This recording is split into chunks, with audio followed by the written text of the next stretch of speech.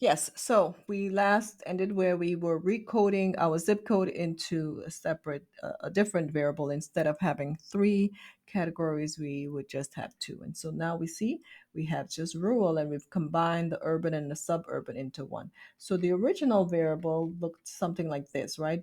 There were nine rural, 21 suburban, and six urban. So we combined these two into one, and that's what we have here. So now we have 9 and 27, and everything else is in system missing.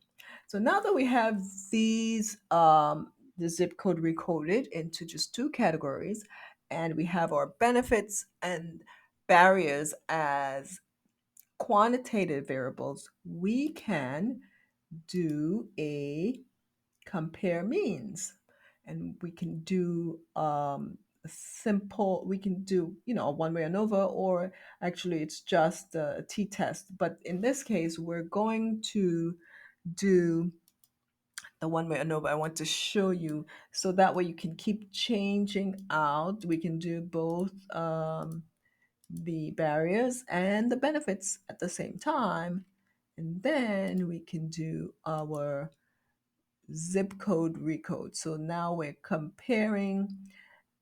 trying to assess if there's a difference in the average for benefit, for the two zip code categories, as well as for the barriers.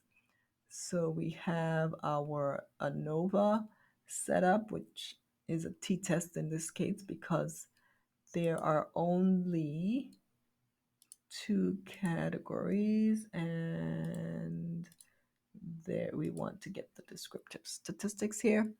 So we hit OK, and here we have our the results of our ANOVA. So this is the descriptive statistics. So for the rurals, their mean for benefit was somewhere about 5.87, and for the suburban 5.9. And again, here we can see this is very close, almost identical. So not expecting any statistical significance. Similarly, for the barriers, it's the same. 8 and 9 shows that, and of course, our ANOVA results confirm that there is no statistically significant difference for the two groups.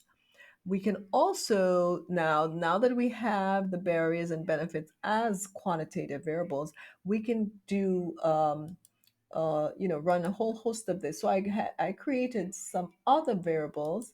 I recoded the education variables for the therapist, and that was from their level of education variable that's at the top here.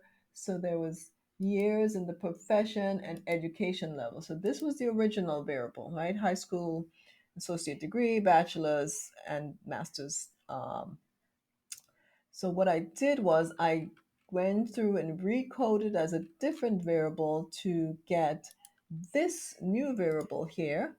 And here we only have three categories. We have, I combined associate degree and high school into one. So that's where you get that four.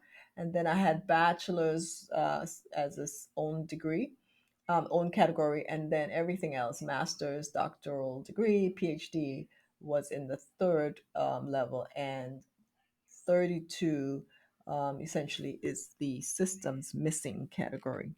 So when we run this, we can do an ANOVA since it's more than two categories. So we go to Analyze, Compare t-test, one-way ANOVA, and here we have those two dependent variables. And now we can include our professional years or education years or any one of these variables that we'd like to compare. And so we see here again, not anything statistically significant. But you can do that, and you can combine these into